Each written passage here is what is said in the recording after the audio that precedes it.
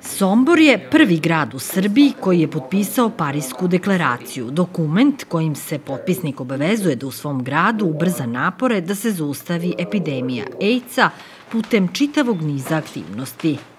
Zbog pandemije koronavirusa u svetu, u Somboru je bilo i prvo online potpisivanje ove deklaracije. U ime grada Sombora deklaraciju je potpisala gradonačelnica Dušanka Golubović.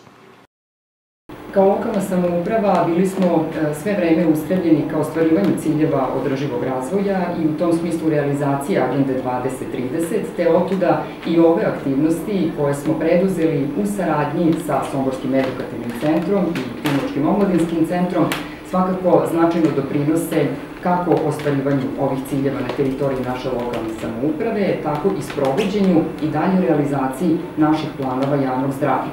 U tom smislu, svakako sa naše strane i do sada, od značaja jeste bilo učešće kako samog saveta, tako i našeg većnika za oblast zdravstva, doktora Dalibora Forgića, koji je i do sada učestvovao i dao značajan doprinos u potpisivanju današnje deklaracije.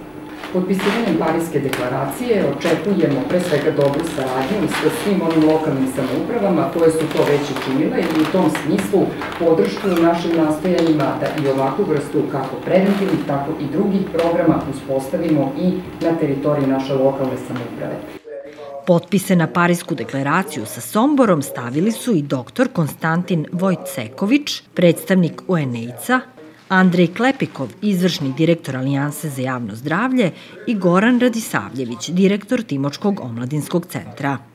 Ja bih hteo da predstavim projekat koji se bavi održivošću usluga prevencije HIV-a u Srbiji, s obzirom na to da godinama unazad Srbija nije izdvajala novce za preventivne programe i jedna od ideja ovog projekta koji trenutno se sprovodi ne samo u Srbiji, nego u regionu Istočne Evrope i Centralne Azije je da se obezbedi održivost usluga, prevencije i rada sa ključnim populacijama.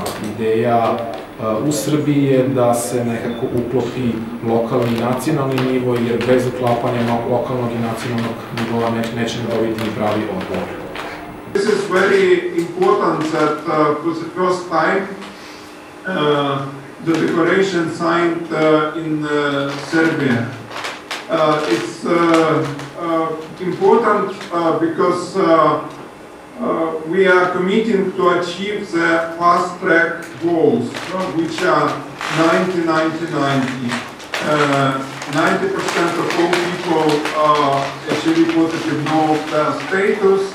90% among those who know their status receive ARV treatment, and 90% of those receiving ARV treatment have undetectable viral load.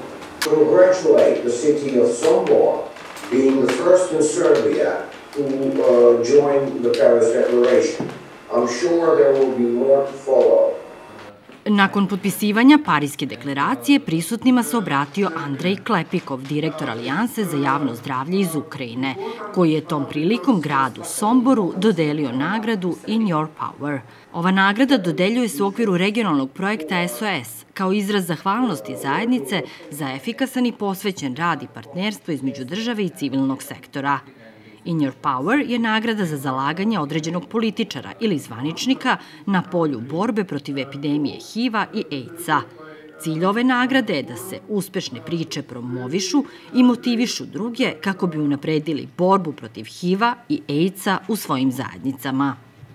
Potpisivanje Pariske deklaracije projektna je aktivnost u okviru SOS projekta koji u Srbiji realizuje Timočki omladinski centar u partnerstvu sa Asocijacijom Duga iz Šapca, Udruženjem Prevent iz Novog Sada i Udruženjem Jazas iz Beograda, uz podršku Alijanse za javno zdravlje iz Ukrajine i Globalnog fonda, čiji je cilj održivost servisa ključnih populacija u Srbiji, odnosno populacija pod povećanim rizikom od HIV-a i AIDS-a.